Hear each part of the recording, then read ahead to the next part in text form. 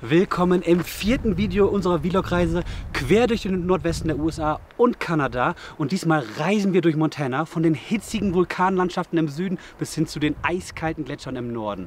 Bleibt dran! Denn ich bin Mike, Food-Connoisseur, Geschichtsfreak und Reiseliebhaber und wir reisen 4 Wochen und 6000 Kilometer. Von Seattle bis zum Yellowstone National Park und dann über die Grenze nach Kanada mit Banff in Alberta und Vancouver an der Pazifikküste. Aber es ist echt sehr schön mit den Bergen im Hintergrund, vor allem im Sommer. Während wir im letzten Teil nach Wyoming gefahren sind, um Grand Teton und Yellowstone zu vergleichen, konzentrieren wir uns diesmal auf Montana. Wandern durch Yellowstone und dann quer durch den State bis an die kanadische Grenze und alle Highlights mitnehmen. Die Reise ist noch lange nicht vorbei, aber Montana haut uns richtig um.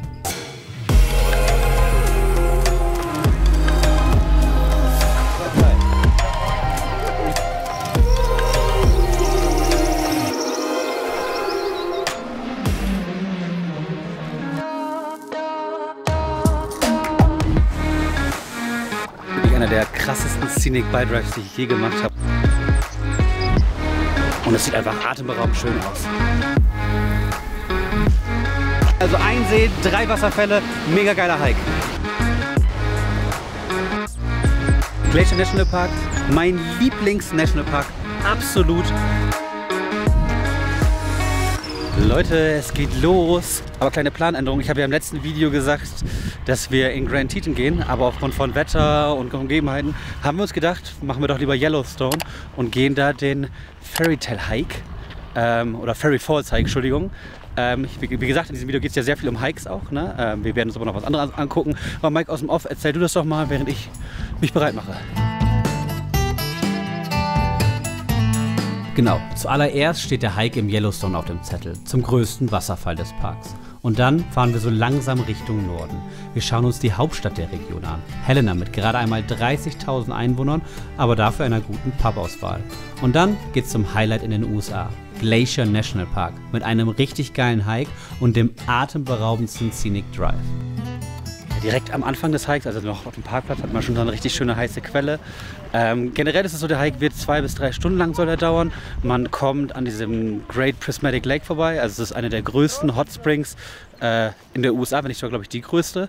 Man kommt dann an Wasserfällen vorbei und man kann noch weitergehen zu Imperial Geysir und Co. Also man kann den beliebig verlängern, deswegen haben wir uns den ausgesucht, weil dann können wir auch abbrechen, wenn wir merken, es ist genug für uns. Falls ihr also Videos mit langen, intensiven Hikes sucht, bei mir seid ihr da falsch. Hier ist es eher kinderfreundlich und gemütlich, aber genug sehen tun wir trotzdem. Also der Hike ist definitiv nicht vergleichbar mit dem, den wir im zweiten Video in North Cascade gemacht haben. Hier ist voll viel Platz, die Wege sind super weit. Ist ein sehr beliebter Wanderweg. Ne? Hier sind sehr viele Leute, also man hat hier nicht die Ruhe, die wir teilweise auf anderen Wanderwegen schon hatten. Aber es ist sehr schön. Man sieht hier ab und zu immer solche Hot Springs, die sehr cool aussehen. The fall is coming. Alright Leute, ich revidiere meine Aussage, nach 5 Minuten geht schon wieder steil bergauf und es wird enger. Super easy Hike wird's nicht. Dafür sind wir gleich am Overlook für diese Prismatic Spring.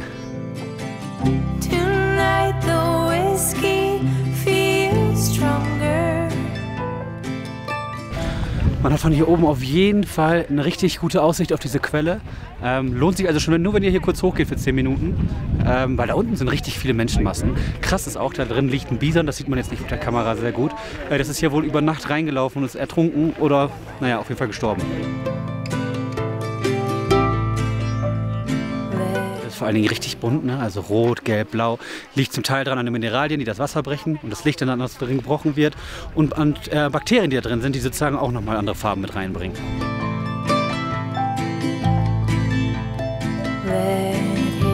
Erst mit einem überall riesige Menschenmassen und dann geht man so ein bisschen den Trail entlang. Mit einmal ist man im tiefsten Dickicht und kein Mensch mehr um einen rum. Und dann kommt man zum ersten Mal den Gedanken, was ist denn jetzt, wenn jetzt hier ein Bär kommt? Ganz am Anfang gab es ein Schild, wo dann erklärt wird, was man machen soll. Man soll immer aufpassen, man soll laut sein, am besten Bärspray dabei haben. Das haben wir jetzt nicht dabei. Aber wir hoffen einfach mal, dass wir keine Bären sehen. Genau. Auf dem ganzen Trip haben wir echt nicht viele Bären gesehen. Bärspray empfehle ich trotzdem. Kostet nur $50 und man fühlt sich definitiv sicherer. Der Hike ist nicht super anstrengend. Es sind jetzt irgendwie 2 Kilometer, 3 Kilometer gewesen. Und dann kommt man an so einem richtig krass großen Wasserfall an. Dem größten hier im Yellowstone. Sieht richtig cool aus. Hier genießen wir es ein bisschen und dann gehen wir auch wieder gemütlich zurück.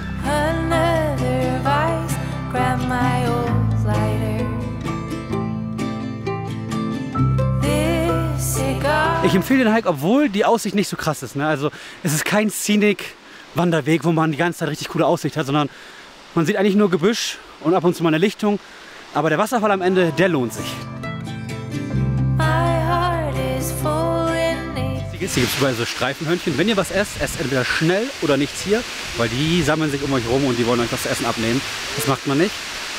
Und das war es aber auch schon von den Fairy Falls. Hat sich auf jeden Fall gelohnt, wie gesagt. Und wir gehen weiter.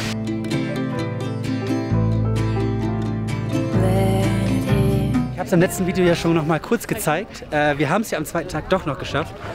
Wir hatten Glück. Wir sind von unserem Wanderweg fertig gewesen, haben gemerkt, hey, Old Faithful ist nur 1-2 Minuten entfernt.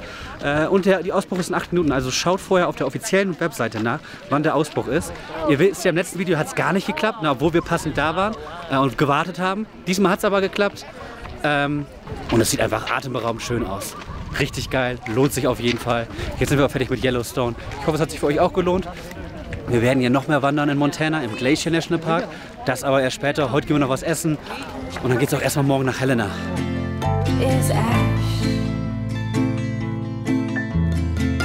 So, zum Abschluss des Tages habe ich noch mal Besonderes zu essen für euch. Denn wir gehen zu Kainoa's Grill. Das ist eine Fastfood-Kette. Wir hätten auch noch zu ganz vielen anderen Sachen gehen können, Barbecue und so. Aber wir dachten uns, wir gehen heute mal hawaiianisch essen. Ich habe jetzt schon mal auf das Menü mir vorangeguckt. Hawaiianisch ist eigentlich so ein Mix aus amerikanisch und japanisch. Also so ein, ja, so, keine Ahnung, zum Beispiel Sushi mit Spam oder sowas. Ne? Also dieses zusammengepresste Fleisch. Ich bin gespannt, wie es schmeckt.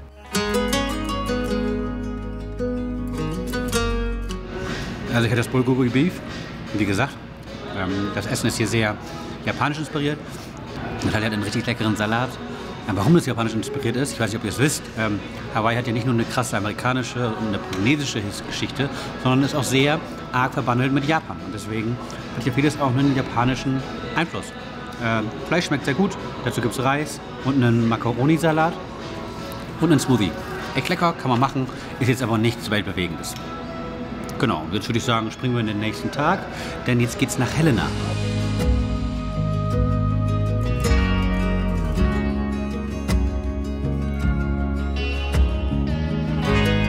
Wir sind in Helena angekommen, Leute. Wir haben über 350 Kilometer abgerissen. Ist ein ganzes Stück quer durch Montana. Montana ist einfach echt riesig, ne? Also so groß wie Deutschland, kaum bewohnt. Aber jetzt sind wir in Helena. Die Stadt soll sehr schön sein. Wir sind direkt an der Kathedrale. Die sieht richtig schon cool aus. Eine katholische Kathedrale, echt selten hier. Und auf geht's. Helena hat gerade einmal 30.000 Einwohner und ist trotzdem die Hauptstadt von Montana. Und das liegt daran, weil sie historisch gesehen einfach eine sehr wertvolle Stadt für die Region ist. Während des Goldrausches, Ende des 19. Jahrhunderts, Anfang des 20. Jahrhunderts, ist die Stadt richtig geboomt. Bis zu 3,6 Milliarden Dollar in Gold sollen hier sozusagen gefunden worden sein. Und deswegen gab es ja auch einige Millionäre, bis zu 50 in dieser kleinen Stadt alleine. Genau, und deswegen ist die Stadt zur Hauptstadt geworden, ist sie jetzt immer noch und soll sehr hübsch sein. Deswegen gucken wir uns die mal an. Wir sind zum Historic District, haben uns bei Big Dipper ein Eis geholt. Ich habe mir einen Milkshake geholt, Natalia hat sich ein Heidelbeereis geholt. Das ist hier in der Region super beliebt. Der Historic District ist super schön, ist vor allem walkable, ist eine Fußgängerzone. Und hier gibt es Brauereien und Co. Hier kann man richtig gut essen und trinken. Wir haben natürlich wieder Glück mit dem Wetter, mega geil.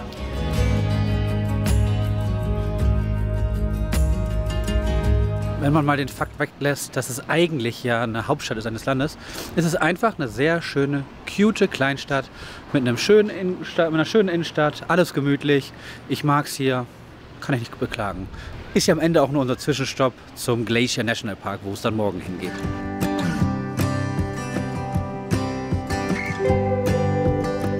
Und wenn ihr mehr über die Geschichte von Helena lernen wollt, dann ist die Reader's Alley perfekt, weil da sind noch diese alten Gebäude von früher. Also erstens gibt es diese alten Backsteinhäuser, die dann irgendwann in den 1870er Jahren gebaut wurden und eine Pionierscabin aus dem Jahr 1864, weil hier das war sozusagen so ein Last Chance Gulch, heißt das auch. Also hier sind so Pioniere gekommen, die gesagt haben, okay, wir versuchen es jetzt noch einmal, wenn wir jetzt kein Gold finden, dann war es das. Und innerhalb von einem Jahr haben sie dann hier 19 Millionen Dollar in Gold gefunden. Insgesamt habe ich ja schon gesagt, 3,6 Milliarden Dollar wurden hier an Gold gefunden. Und diese Stadt ist explodiert gefühlt. Und hier sieht man zumindest noch Teile davon, weil der Großteil der Stadt eben damals aus Holz gebaut wurde. Ist typisch, ne? Solche Goldgräberstädte wachsen dann extrem schnell. Das kann man nur machen, indem man Holzhäuser baut. Und die sind halt sehr oft abgebrannt.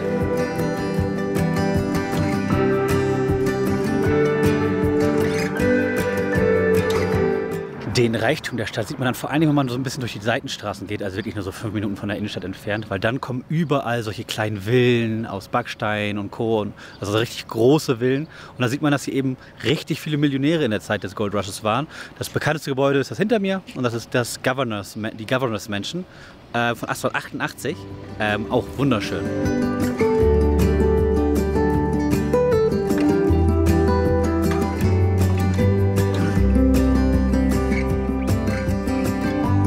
Was ich euch nicht verheimlichen will, Helena hat einige Brauereien in der Innenstadt, obwohl sie nur 30.000 Einwohner haben. Und deswegen genehmige ich mich ein Bier in dieser richtig schönen Ascension Brewery oder wie die heißt. Richtig geil, mit einer Aussicht nach draußen. Lohnt sich. Und es schmeckt.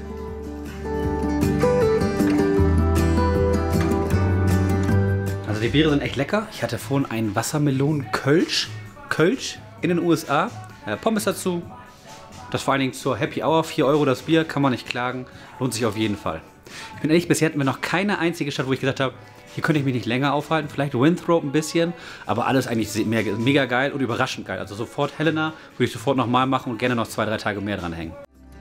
Wir haben den Trip sehr auf Kante geplant. Ich empfehle euch jetzt schon mal, nehmt euch entweder mehr Zeit oder plant weniger Stops. Über 6.000 Kilometer in 4 Wochen ist für einen entspannten Urlaub mit Kleinkind doch etwas viel. Unser Airbnb ist auch übrigens an einer Seitenstraße. Richtig geil, sieht auch richtig cool aus. Ja, der Kleine abends jetzt muckt, haben wir uns was zu essen bestellt, und zwar beim Cheddar Cheese Club. Die haben jetzt zum Beispiel für mich so ein richtig krasses Sandwich mit Macaroni-Käse drin. Und Natalia hat einen geilen Wrap. Der Laden sah eigentlich von außen auch sehr cool aus, als ich vorbeigegangen bin. Aber wir haben jetzt was bestellt und ich habe dipp das jetzt in Tomatensauce.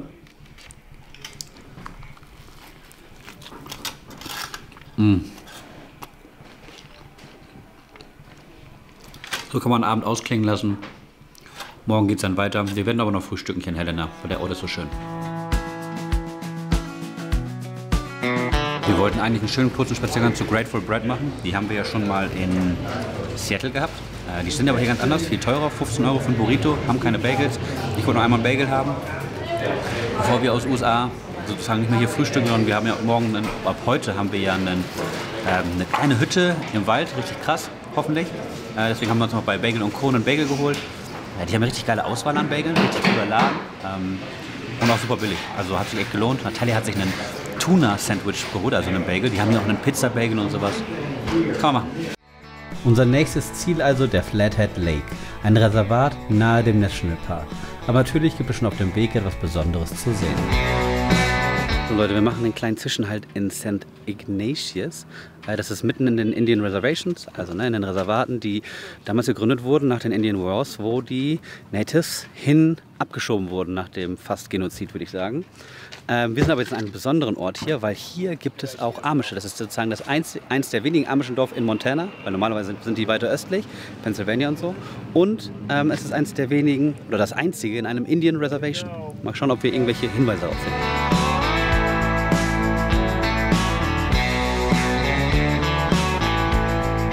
Also wir sind hier bei Stutzmann. Das ist ein Country-Supermarkt und der wird geführt von Amischen, beziehungsweise da arbeiten Amische. Und es gibt einen Amish-Deli, wo man richtig geile Sandwiches bekommen hat. Die testen wir gleich auch noch. Der Laden an sich ist recht süß. Die haben ein paar Sachen, die es halt nicht in anderen Läden gibt. Ein paar Sachen, die es nur hier gibt halt. So verschiedene Soßen und sowas. Aber auch selbstgemachte Peanut Butter und sowas. Und Brot und Käse. Und eben Amish. Also ne, das ist auch mal was Cooles. Habe ich bisher noch nicht gesehen gehabt. Das sind jetzt aber nicht welche, die irgendwie Deutsch gesprochen haben. Beziehungsweise dieses Pennsylvanian Dutch, sondern einfach nur Englisch. Ich glaube, das ist, weil sie vom New Order sind und nicht von diesem alten Order, die gar nichts mehr mit Elektrizität zu tun haben dürfen. Die dürfen schon elektrische Geräte haben, also ein bisschen moderner. Fahren aber trotzdem zum Teil mit Kutschen, habe ich jetzt hier nicht gesehen. Genau, aber cooler Laden und ich bin gespannt auf das Sandwich.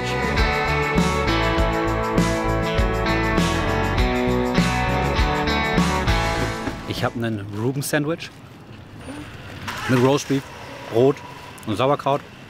Very classic. Sehr lecker, kann ich klagen. Natalia hat auch noch ein Sandwich, ähnlich auch mit viel Käse und sowas. Auch richtig geil. Wie gesagt, mehr über Amische werdet ihr wahrscheinlich in Pennsylvania oder Ohio finden können. Diese hier haben hier sogar Englisch durchgehend gesprochen und nicht den deutschen Dialekt und sich dabei auch noch ein bisschen moderner gekleidet. Aber irgendwie auch mal interessant, sowas wirklich zu sehen. Willkommen zum besten Airbnb aller Zeiten. Wir sind angekommen in unserem Airbnb. Es ist einfach krass. Wir haben so eine Hütte in so einem Waldstück bekommen, etwas weiter außerhalb vom See. Es ist so schön hier. Wir haben so eine richtig kleine Hütte, die sich so lang zieht. Man hat ein schönes Bett, man hat eine richtig geile Küche und dann hat man so einen Außenbereich mit einer Terrasse und einem Feuerplatz. Hier gibt es extra Feuerholz. Es ist einfach nur wild. Und das Coole ist, wir sind nah am Flathead Lake. Heißt, wir können sogar noch ein bisschen chillen am Wasser heute. Und morgen geht es dann in Glacier National Park. Einfach die perfekte Location.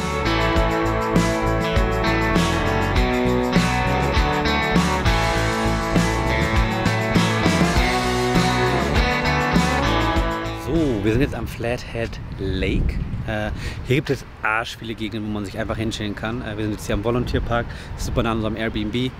Und jetzt chillen wir hier einfach und genießen den Abend noch, essen nachher und dann geht es morgen in den Glacier National Park. Ich bin so gehypt auf den. Der soll so krass sein.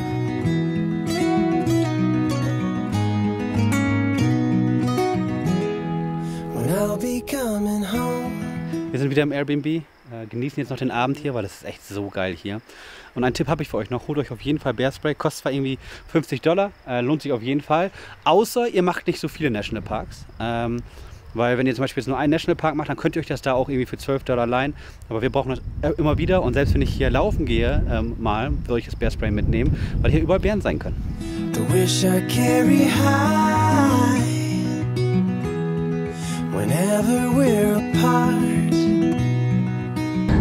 So, guten Morgen, wir sind früh losgefahren zum Glacier National Park.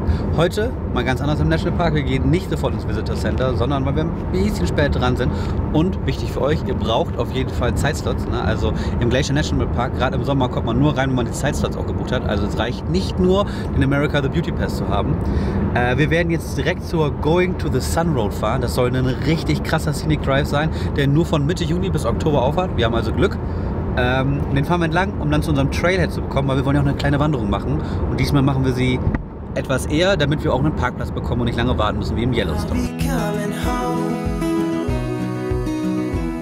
Die Going to the Sun Road startet direkt am Lake McDonald. Man hat sofort einen geilen Überblick. Man sieht diesen langen See und dann die Berge im Hintergrund und die fahren wir jetzt entlang, direkt am See, durch so eine Waldstraße und hoffentlich kommen wir dann bald zum Trailhead. Whenever we're apart, it takes me through the night. Das ist wirklich einer der krassesten Scenic Bike Drives, die ich je gemacht habe und ich war ja schon in einigen Nationalparks. Vor allem, wenn man dann irgendwann an den Fluss hochfährt, dann kommt man an so Rapids vorbei und dann geht es immer höher, es wird immer enger in den Bergen und dann hat man so eine Aussicht, das ist einfach atemberaubend.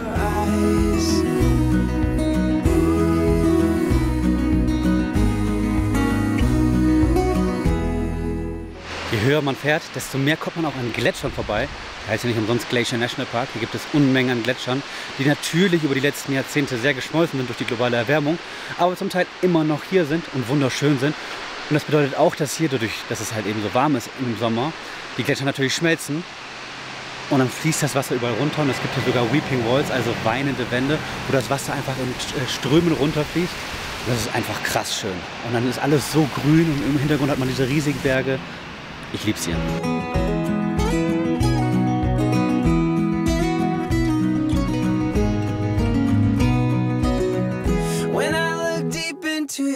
Heute, Wetter ist nicht so geil, typisch halt in solchen Bergen, ne? Kann regnen, hageln und Sonnenschein.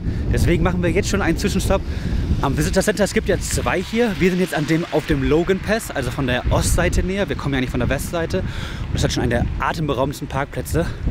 Und ich bin gespannt, was ich hier noch so erfahren werde.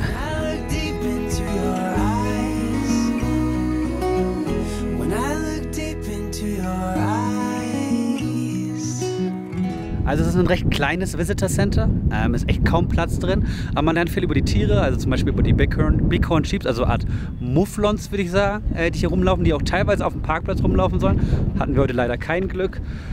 Und über die Murmeltiere und Co. lernt man viel, aber auch wie diese Straße gebaut wurde, weil die ist ja arscheng. Und ich bin ehrlich, ich weiß nicht, wie sie das geschafft haben, das ist ja einfach wirklich krass. Genau, ansonsten ist hier noch der Hidden Lake Trailhead, den kann man auch wandern. Also hat man sofort hier einen Wanderweg auch. Wir fahren jetzt aber mal weiter. Ich hoffe, das Wetter wird wieder besser, damit wir auch wandern gehen können. Generell natürlich wieder alle Hikes, Spots, Restaurants markiere ich euch wieder auf Google Maps und könnt ihr euch da easy anschauen. So, wir sind jetzt am Sunrift Gorge, werden hier jetzt einen kleinen Hike machen, wollen Wasserfälle sehen. Wir haben ein bisschen umdisponiert, weil das Wetter so unbestimmt ist, aber jetzt gerade ist es gut, also geht's los.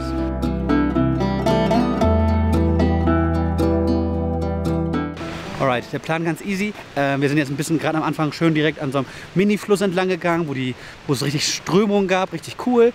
Jetzt gehen wir so ein bisschen rein in den Wald, in so einen Totenwald, ne? Also alles sehr offen, man kann alles sehen, die Berge im Hintergrund. Dann geht es runter zum See, am See entlang und dann zu den St. Mary Falls. Also wir sehen wieder Wasserfälle. Der ganze Trip soll uns etwa 2 Stunden dauern. Wir schauen mal. Auch hier gibt es natürlich wieder eine unzählige Auswahl an Hikes. Richtige Tageshikes oder viel anspruchsvoller. Mit Kind wollten wir aber den Mix aus Natur, Wasserfällen und jederzeit abbrechen zu können. Und direkt nach irgendwie 500 Meter der erste Wasserfall, Baring Falls. Wunderschön, mit so einem kleinen Rapids davor. Man muss über so eine kleine Holzbrücke drüber gehen. Bisher ein sehr, sehr schöner Hike.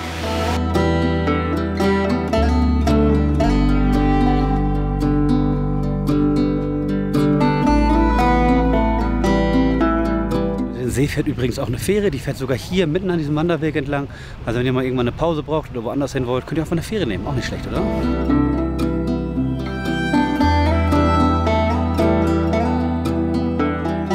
Trail bleibt endlos schön.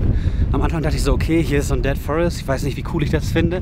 Aber dadurch, dass hier eben keine Blätter sind und keine aktiven Bäume sind, kann man sehr, sehr weit schauen. Im Hintergrund sieht man sogar richtig Gletscher noch, die Berge und so. Wunderschön.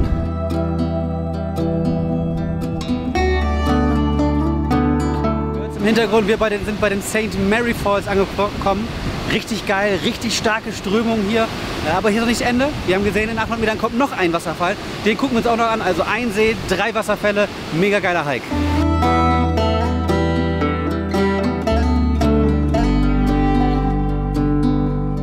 Leute, kurzer Hike hierhin weiter. Lohnt sich auf jeden Fall. Man kommt so nah an den Wasserfall ran. Wir werden jetzt den Hike wieder zurück antreten. Waren jetzt am Ende 4 Kilometer, glaube ich. Super easy, super schön. Jetzt gucken wir uns noch ein paar Lookouts an, oder? Der Rückweg war anstrengender als gedacht, aber echt cool. Hat sich mega gelohnt. Jetzt aber wirklich zu den Lookouts. Denn das ist das Coole an Nationalparks in den USA. Wandern und allein in der Natur sein, super easy. Für Bewegungsunfähige oder faule Eltern wie uns mit dem Auto an krassen Lookouts entlangfahren, auch super easy. Ich schwöre, jeder Lookout ist was Besonderes. Überall so eine krasse Aussicht. Glacier National Park ist von den ganzen Nationalparks, die wir in den USA gesehen haben, mein Lieblings-Nationalpark. Absolut. Aber jetzt verlassen wir den mal, genießen den Ausblick noch. Und dann habe ich noch ein kleines Highlight für euch.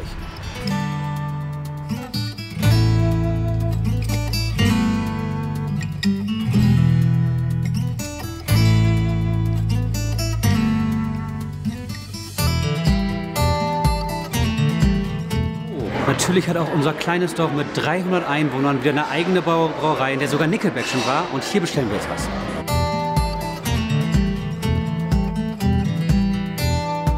Schmeckt echt gut, ein Hazy IPA. Craft Beer können die hier in den USA. Prost.